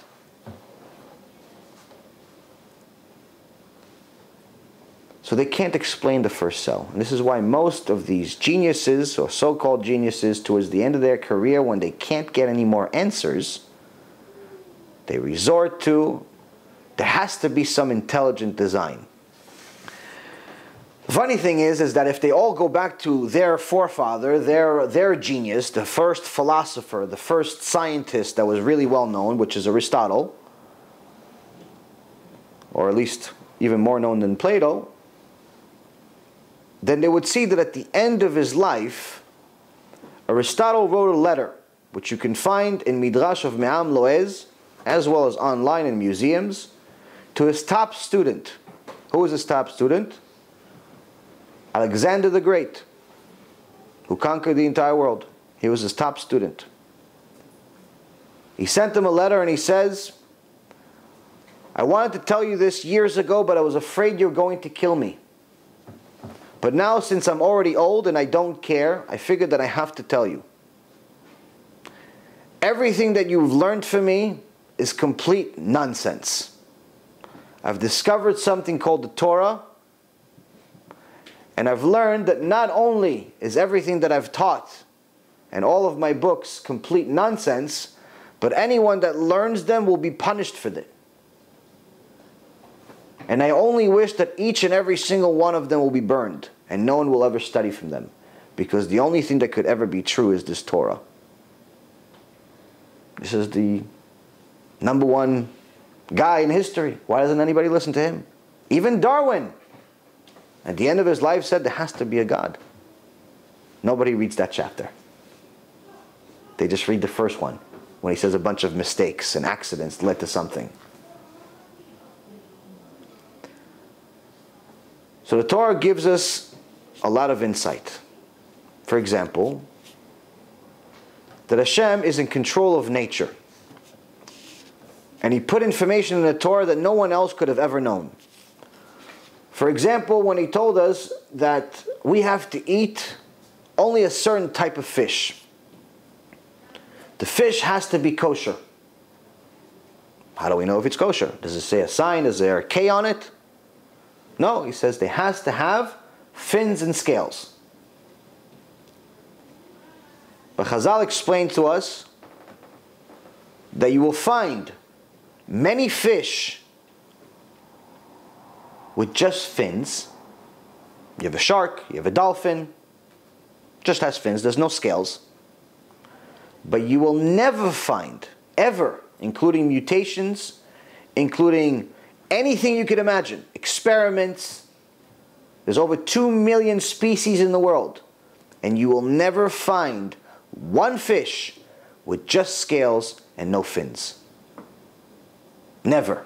Which means that if we find a single fish with just fins and no scales, there's a mistake in the Torah. If there's a mistake in the Torah, it's no longer divine. The whole thing is not valid. Chas v'shalom. Now Moses couldn't have written this. How could Moses know all the fish? He was in a desert. There wasn't even an ocean. And even if he went into the ocean, you know how many fish there are? There are over 40,000 different types of fish. No one scientist, no one person ever knew all of them, or could know all of them. Even with the computer programs, we're still finding new things in the sea. But this is a guarantee from the only place that could guarantee it, the source, aka God. HaShem also told us that you have to eat a certain type of animal. Animal has to qualify and be kosher, not just by the way that it's slaughtered, but also by signs that it has on its body. It has to have split hooves, and it has to chew its cud.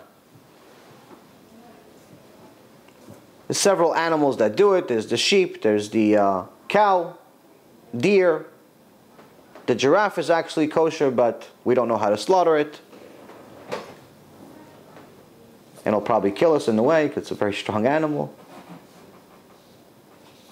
But HaShem gave us a sign here too. He says that any animal that's kosher has to have both of these signs.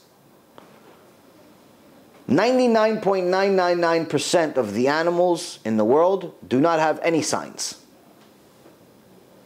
And HaShem says they're not going to have any signs. They're not going to have any signs at all. Except those animals that He specified, they'll have both signs. With the exception of 4 animals. 4 animals will have one sign. The rabbit, the herynx, the camel, and the pig. They will all have just a single sign. Okay, great. What does this mean? It means that if we find a 5th animal,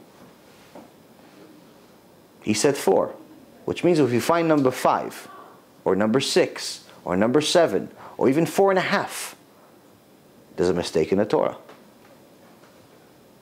which means that whoever said there's only going to be 4 with a single sign in history, there can never be another one, including mutations, including evolution, including everything else you could imagine. Only the designer of these animals in this world and the heaven, the earth, and everything in between could have ever said that. This is all in the Torah. So we know that obviously this information had to be divine. But how do we get to a point of understanding this Torah? The Christians say that they don't want to believe in the oral Torah because rabbis put it together. Whereas the Torah of Moshe Rabbeinu, the 5 books of Moses, we know everyone agrees, whether it's Islam or it's Christianity, they all believe that we got that in Mount Sinai. No one disagrees with it. But the oral Torah, they don't believe it. So how do we prove that the oral Torah is actually from God? Well, first and foremost, we have to understand that the oral Torah has several parts. There is the Gemara, there's the Mishnah, there is the Zohar, there's Midrashim, there's Shulchan Aruch. But one major part of all of them that most people don't actually know exist is something called Keter, or Codex. What is this Codex? Now, if anyone spent a Shabbat at a Beit Knesset, they saw the scroll, the Torah scroll, right? Now, if you know the Hebrew language, you know that the Hebrew language has 2 parts. It has the letters, and it has these dots, called nikud. Now, unlike English, that the vowel system is letters, the letter A, E, I, O, U, and sometimes Y, they're all considered vowels, which means that they have to, one of those letters has to be in every single word in the English language, meaning that they're the foundation. Just like every building has to have the foundation before they build the tower, whether it's a house or it's a 100-story building that has to have a foundation, every word in the English language has to have one of those letters as the foundation. Whether it's A, or it's I, or it's U, or it's all of them is irrelevant. The point is one of those letters has to be in the actual word. In the Hebrew language, we don't have such a thing. We don't have letters that are vowels. Instead, we have something called nikud, which means that these points actually change the meaning of the word. Whether it's a shin or a sin is based on the nikud. Now, the Torah scroll you have in the Beit Knesset, the Holy Torah scroll, has one major law. You're not allowed to have nikud.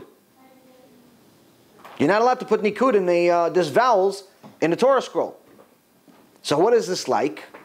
It's like, for example, if I wanted to say the word Moses. Moses, simple word. Pretty important figure in history. Moses is, in English, we'll compare it to English, M-O-S-E-S. Right? Simple enough. Now, if we took out the vowels out of Moses, what do we have? We have M. Now, we can't use the O anymore. We have an S, and then there's no E. And we have another S. So Moses has turned into Miss. Now, if you read Miss got the Torah in Mount Al Sinai, doesn't really mean much. Who's Miss? Which means that without vowels, we cannot read anything. It's not that you just can't understand the mitzvot in Judaism without the oral Torah. You can't understand the Torah. You can't understand anything. So that's why Chazal has a book, or it's actually a scroll originally, that's called the Codex, which actually is a scroll with nikud. And this is how every book originally had to be copied from generation to generation. But nonetheless, that's why anyone that's a chazan, anyone that reads the Torah on Shabbat or during the week, they study before. They can't just read it off the cuff unless they have many, many years experience. They study it. Why? Because they study it with the nikud. They study it with the vowels. And then it's partial reading, partial memory. Because you could pronounce the same 5 letters in a few different ways. So when someone says that there's no such thing as oral Torah, it's pure ignorance, because again, without this part of the oral Torah, there is no Torah. You can't understand even one sentence. You won't know who Moses is, you won't know who God is, you won't know anything. Nothing. Not even the first parasha, not even the first sentence of the Torah will be legible. So this is one major thing. Second part is that there's the same types of extraordinary information that we have in the written Torah that we showed in fish or animals, we also have in the Gemara. So for example, in Masechet Brachot, page 32, Am Yisrael is complaining to HaShem after he destroyed the Beit HaMikdash, telling him, HaShem, even a husband that leaves his wife, even if you ask him many years later, do you remember your first wife? He'd remember her. But you left us. You know, after you destroyed Beit HaMikdash, you disconnected from us.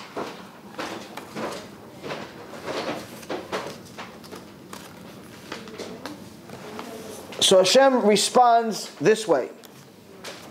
He says, my daughter. He calls Am Yisrael my daughter.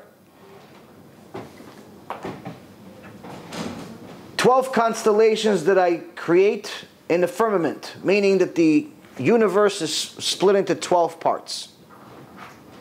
This is what we actually call the mazal, those signs. And about each and every constellation, I created 30 army commanders. And about each and every commander, I created 30 legion. And about each and every legion, I created 30 ra'aton. And about each and every ra'aton, I created 30 karaton. And about each and every karaton, I created 30 gistera. And about each and every gistera, I suspended in the firmament 3.65 million myriads of stars. Now Chazal looks at this, and then this doesn't really mean much to anyone, what I just read.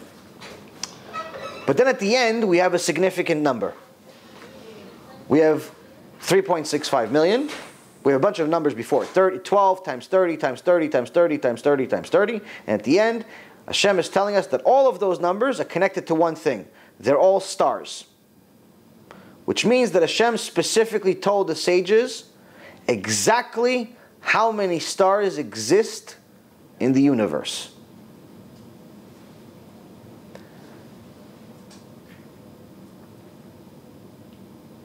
One of the main things that NASA has spent billions and billions of dollars doing is trying to figure out this number.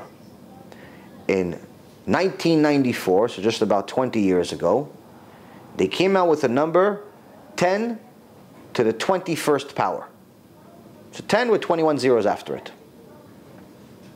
Or 1 with 21 zeros after it. That was their estimate. University in Australia, about 10 years later, 2004, came up with a slightly smaller estimate, which is 10 to the 19th power. So they got a little closer. If you do the math with all of these numbers, you come out with an exact number. 10, 640, 340, and then 12 zeros after it.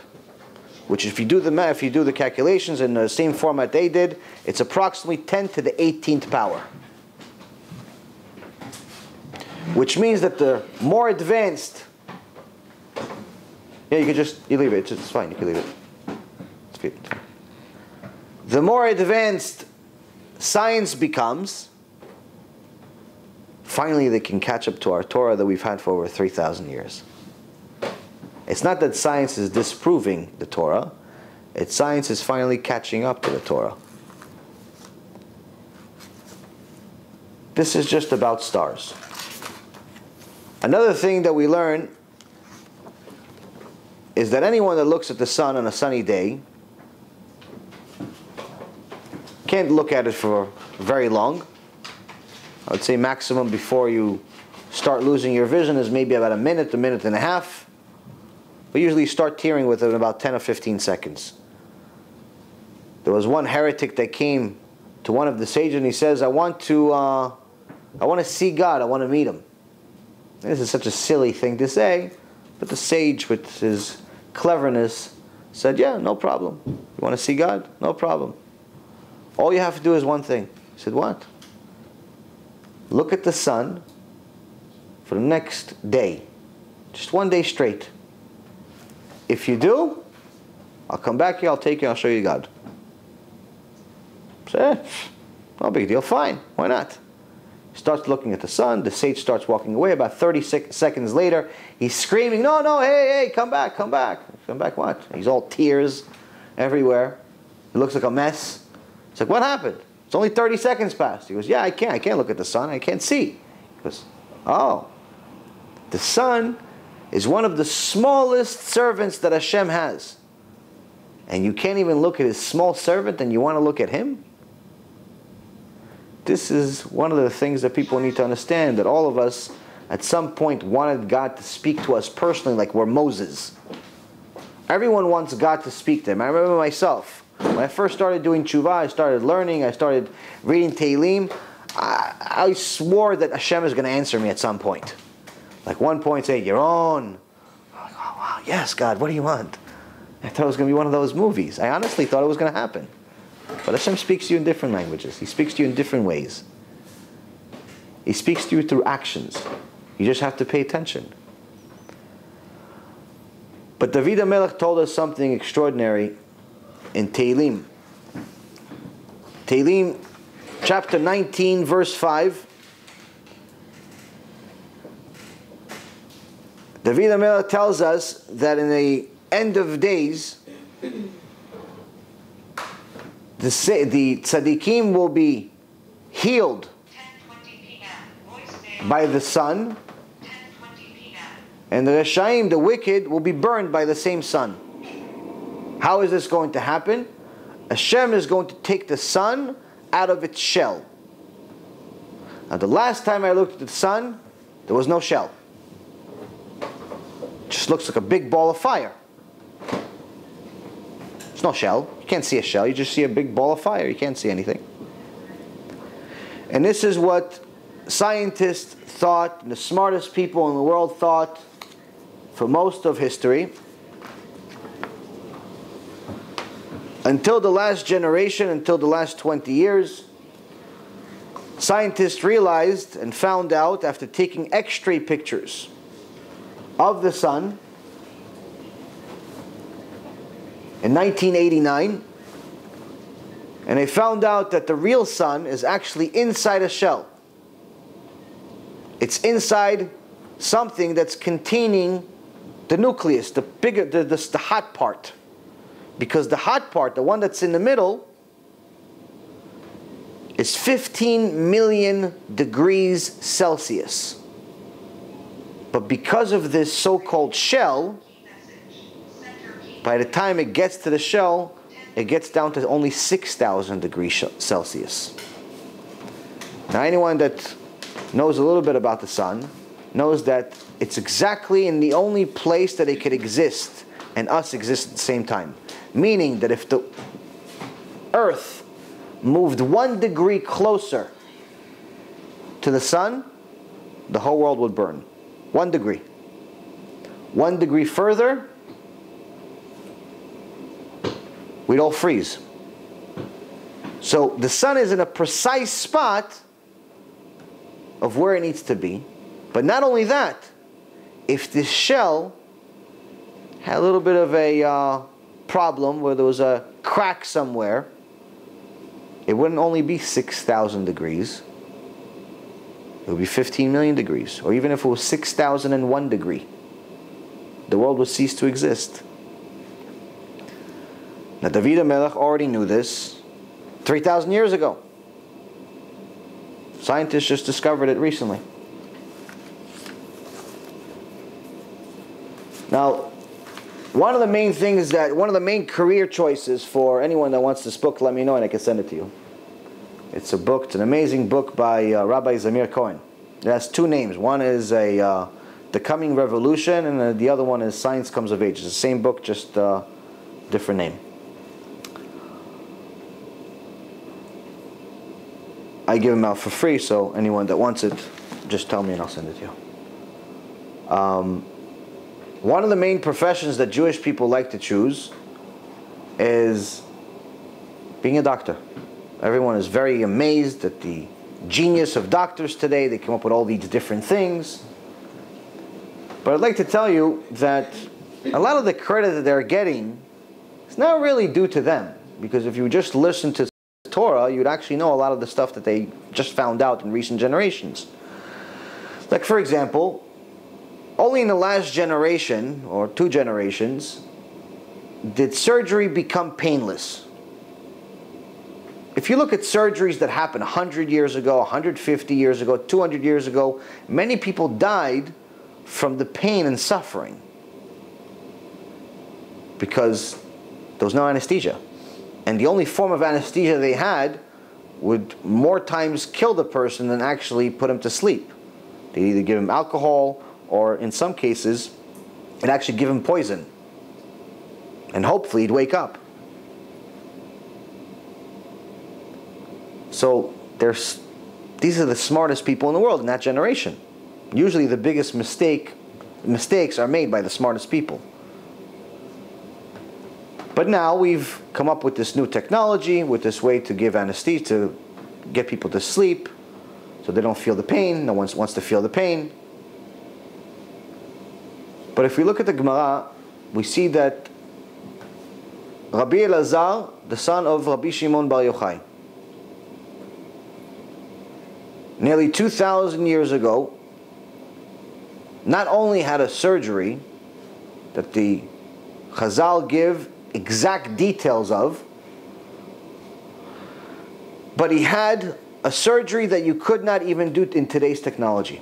He had a liposuction over 2,000 years ago, but if you ask the best doctors in the world, they'll tell you that the amount of fat that they took out of his body is not possible with today's technology. It's too much. The person would die today. But in 2,000 years ago, the Gemara says, they gave him a sum, they gave him like a drug to put him to sleep.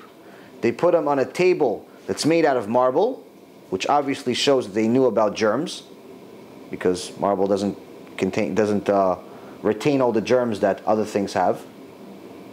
And they took out buckets of fat from his body. And why did he do all of this? Not because he really cared about how he looks, but because someone accused him of being a wicked person. So he's saying, listen, I have studied Torah my entire life. I've given up my life to study Torah. And when you become such a holy person, it's not just your neshama that improves, it's your body that improves. So much so that you can make your body become holy, become similar to your soul. So he says, I want to see what happens to my body after I die. But I can't wait till after I die. Because as we all know, someone dies, immediately worms and snakes and all types of interesting creatures eat that body up, and over the next year the body becomes just bones. But it says that the righteous, nothing touches them. They stay whole. The truly righteous. So he says, okay, I want to see it. So he took out fat from his body. And he says, let me see what happens to it after I put it in the hot sun. Now obviously, if you just put a steak, you don't need to think about a body part. Just take a steak you buy from pomegranates or something. Put it outside. Well, actually buy a non-kosher one. You don't need to waste the money on a kosher one for an experiment. Eat the kosher one.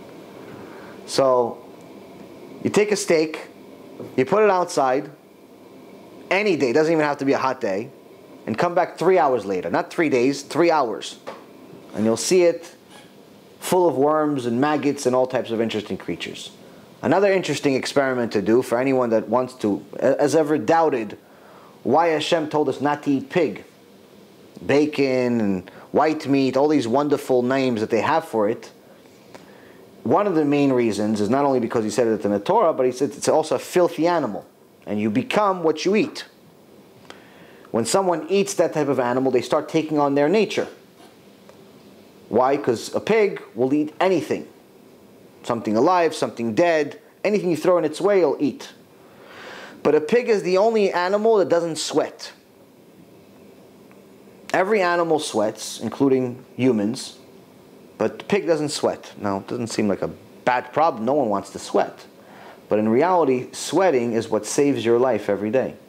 If you didn't sweat, if you'd ever get sick once... What is that? Is that my camera? No. No, it's my phone. Oh, okay. If someone got sick, someone even got a mild cold, without sweating, they could never heal. So sweating is mercy from HaShem. Animals sweat, except the pig. Which means that even if a snake bit a pig, it wouldn't affect them. It wouldn't affect them. Why? Because the pig is so impure, so poisonous, that nothing can affect them. It keeps everything inside.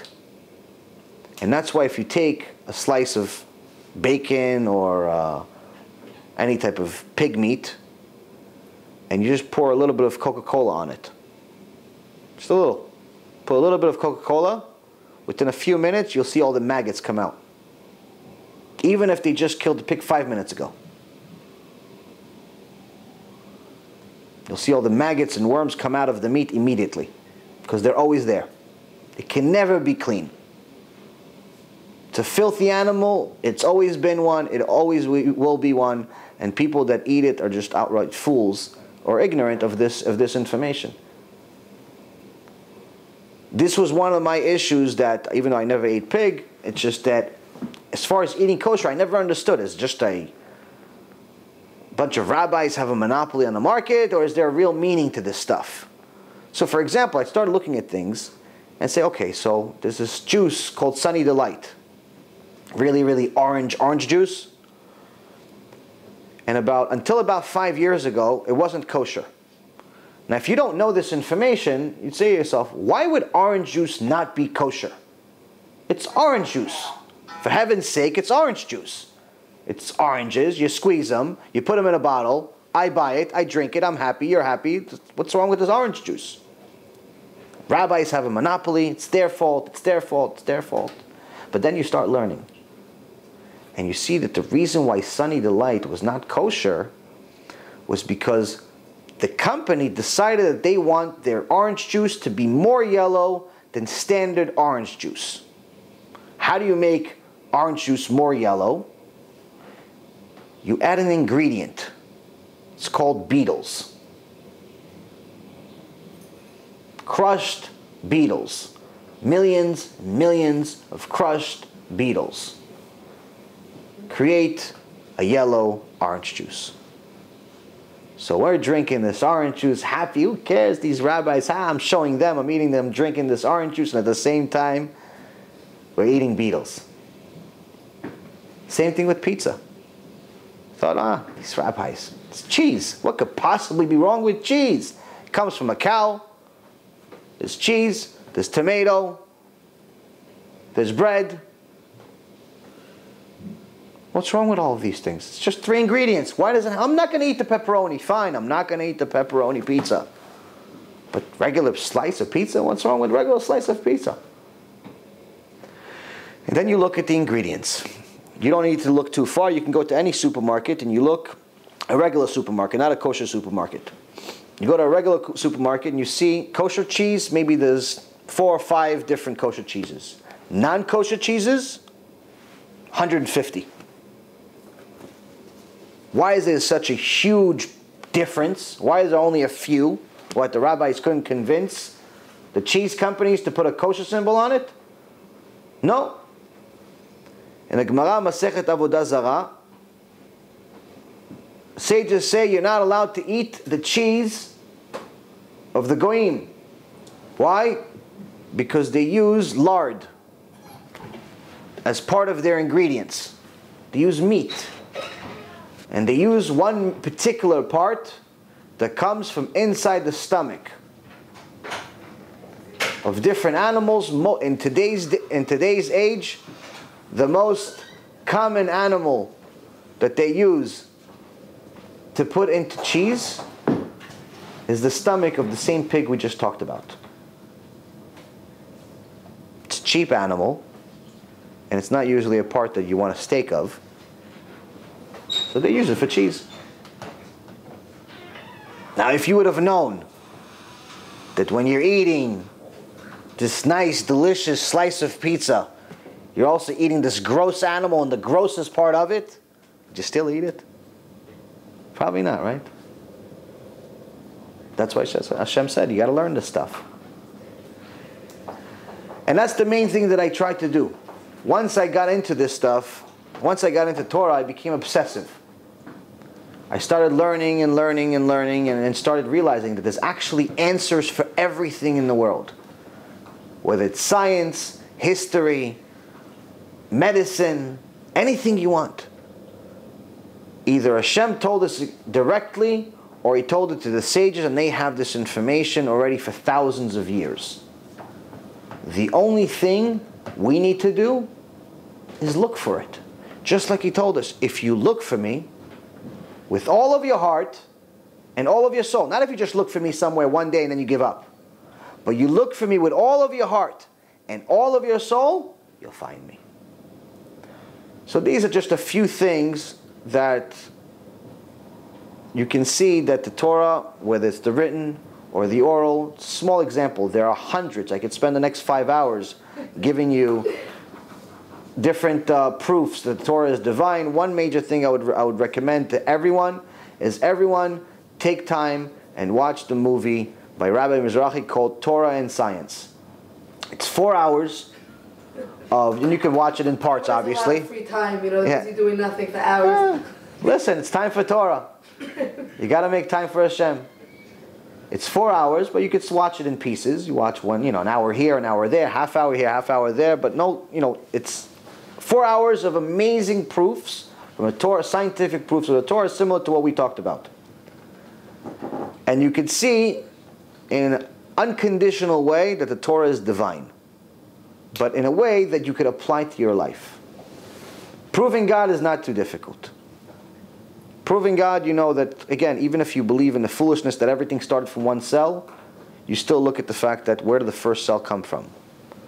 Another proof is something that's a little more scientific, but I'll try to cover it in a minute or two, is if you look at the world, and you look through a scientist's eyes, they tell us that everything is made from atoms.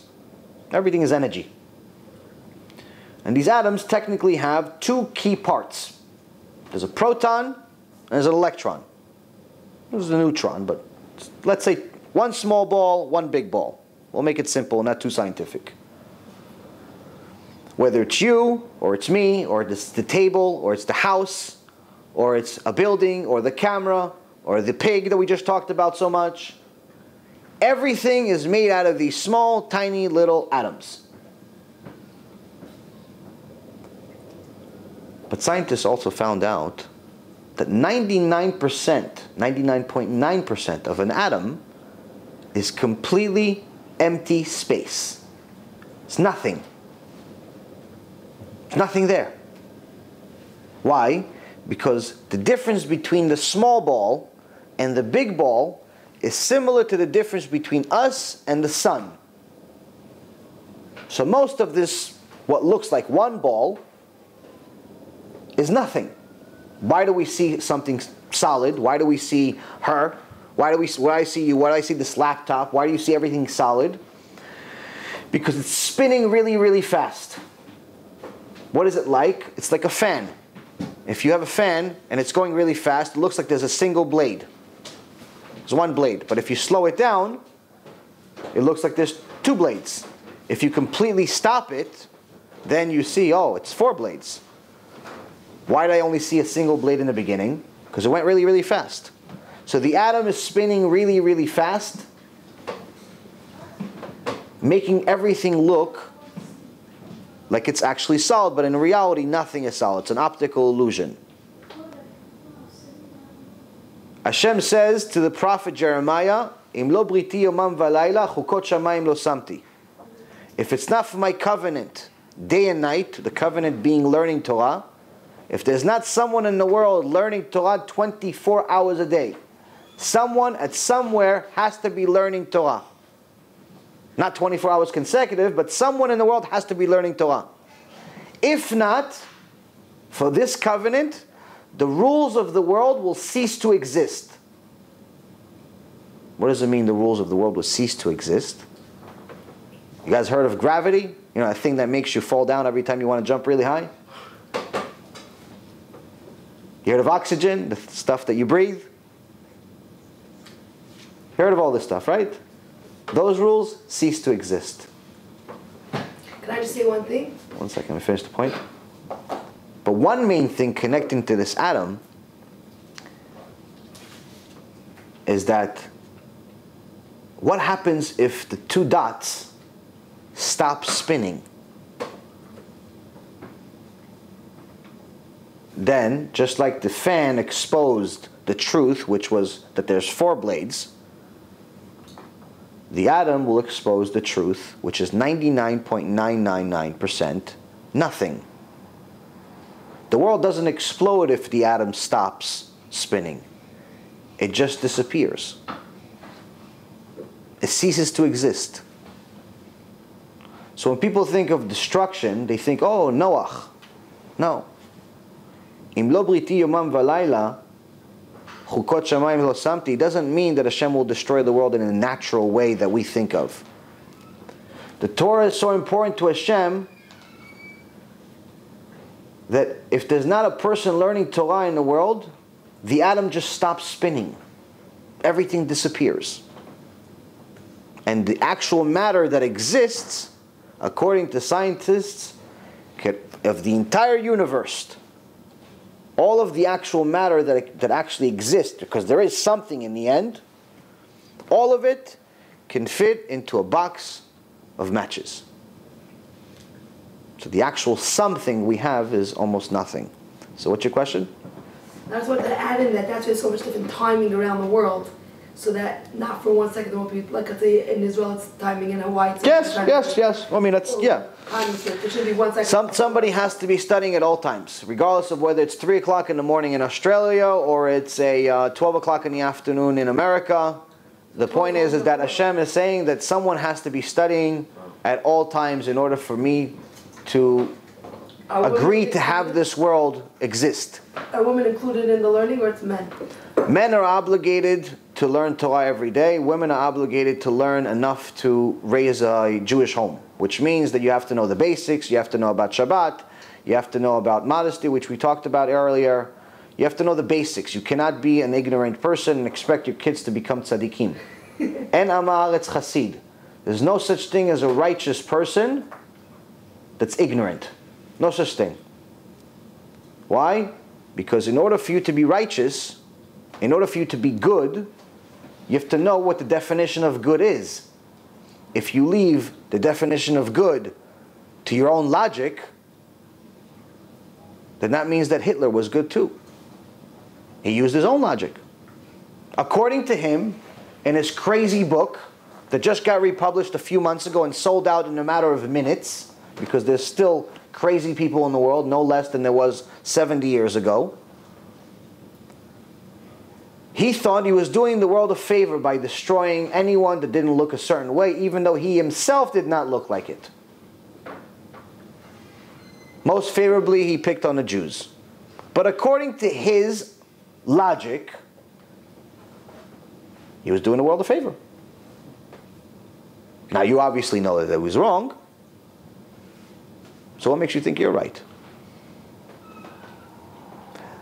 What makes you think that your logic is any better than his? Okay, fine, you don't want to kill 6 million people. Great. But it still doesn't mean that your human mind is right. The only one that could possibly know how to use the product the best possible way is the manufacturer, aka Hashem. Hashem is the manufacturer. He gave us an instruction set. He's telling you, this is the instruction set of how to function. If Steve Jobs came out and we never had phones and he gave us this box and we never saw a phone before, we would think, wow, very nice, fancy looking box. Maybe it's a weapon, Maybe it's a cup holder. Maybe it's a door stopper. We wouldn't know what it is. How does he know what to do? How does somebody know what to do? There was instructions. We had to have instructions. Anyone knows that if you want someone to use your product, you have to give him instructions. So if the creation knows enough to know that they need to give instructions, obviously the Creator should also know. And the Creator gave us instructions. And in those instructions He told us, your logic, unless the source of it is from my instructions, is wrong. Not sometimes, all the time. Including me, including you, including the smartest scientist in history, including anyone. If this logic we have does not have a foundation in the Torah, it cannot be right. Which is very, very difficult for the pride to handle. Why? Because our pride tells, nah, come on, I'm such a smart guy, I read so many books, I know this book by heart, I know that book, I'm this and I'm that, and I have this degree and I have that degree. And the closer you get to God, the more you realize that you know nothing. And this is one of the things that was difficult for me. I had 8 security licenses, which each one of them, the minimum was 150 questions. I had a few other licenses, a few other degrees. To tell me that I know nothing was kind of rough. But then I realized that I know nothing. So you start learning. And as you see me today, I don't look sick. Because Baruch Hashem, I'm not sick. What was the cure? Torah. Just stopped. Once in a while I get a few pains, but if you compare today to just a few years ago, I already have the share of the world to come. Can't compare. This is like Gan Eden. I had pain 24 hours a day, 7 days a week, no Shabbat, for the pain. So the pain didn't take a break. All the time. Surgeries on a monthly basis. It got to the point, I'm not going to be too graphic because I want you guys to sleep at night, but it got to the point where I hated doctors so much that I started giving myself my own operation. Whoa, what does that mean? Cut myself to make the infection come out of the body. Whoa. Once you go to 50 doctors and they all make your body worse, you get to a point of hating them. And each one of them was supposed to be smarter than the other. This one was in the business for 20 years. This one is a doctor for 30 years. This one has a room full of plaques that mean nothing. The other one has a room full of plaques that maybe mean something, maybe not, but he doesn't even want to see me. All these degrees, all this brains, all this power, and all of it meant zero. Money wasn't an issue, so no one could ever tell me, listen, you didn't pay me enough. Time wasn't an issue because I had all the time in the world. But it got to a point that, like I told you before, I became just an experiment for people. To just try stuff out. I tried steroids like the athletes use, HGH and testosterone. I tried ozone, I tried acupuncture, I tried everything you can possibly imagine. To fix it, to slow it down, to do anything. To even just diagnose it, just tell me what's wrong. Why does it keep coming back? Why do I keep getting infections? Why am I in pain 24 hours a day? Why? No answers. The only answer was from the same one that gave me the disease, which happened to be the same one that created you too. He's the one that gave it, he's the one that took it. So when people ask me, you really believe in this God stuff? I said, I don't believe. I know.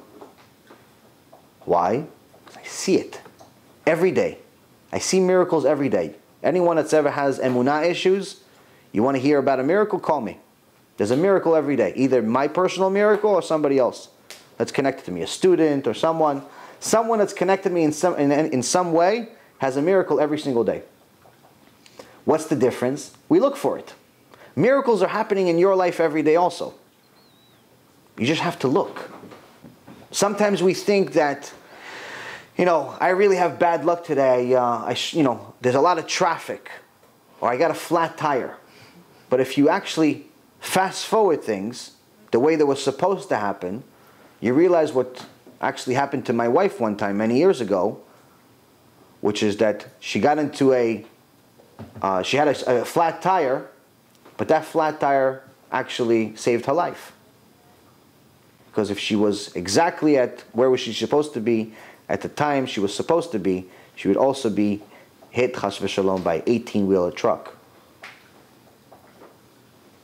So sometimes things that are unfortunate are actually the biggest miracles you can find. You have to look for it though.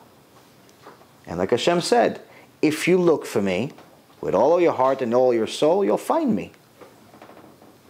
And this is the main thing that I want to leave with you guys.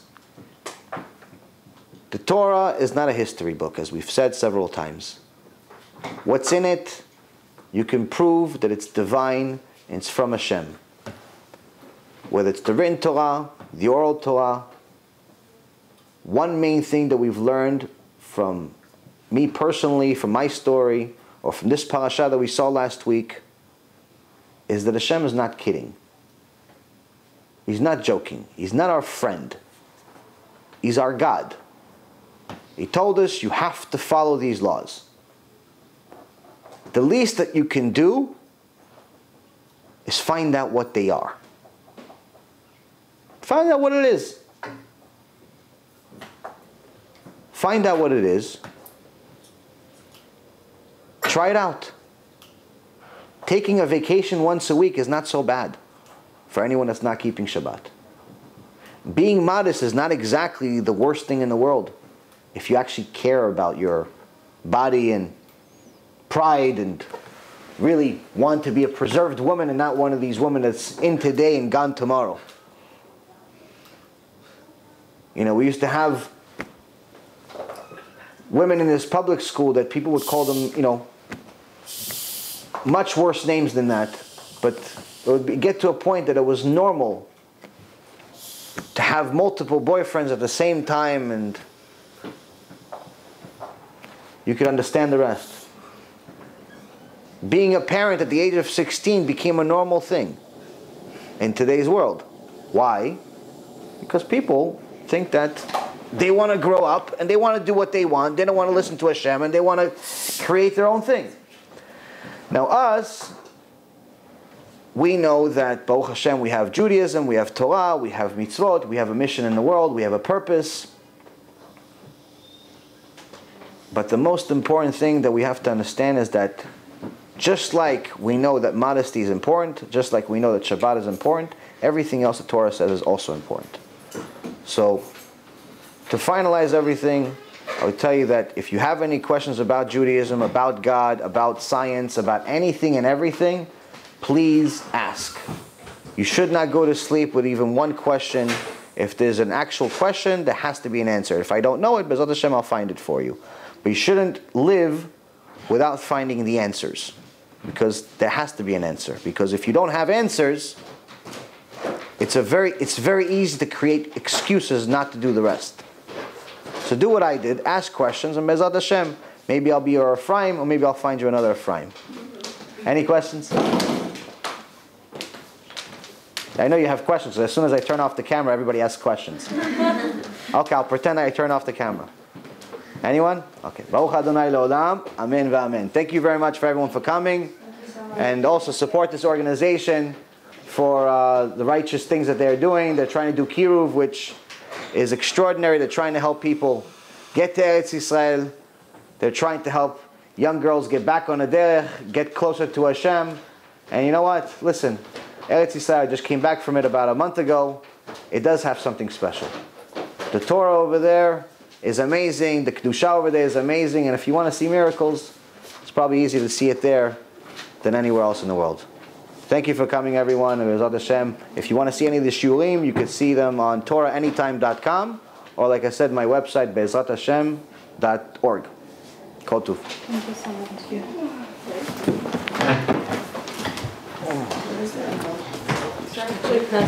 Yeah, I'll press it. Fine. Thank you.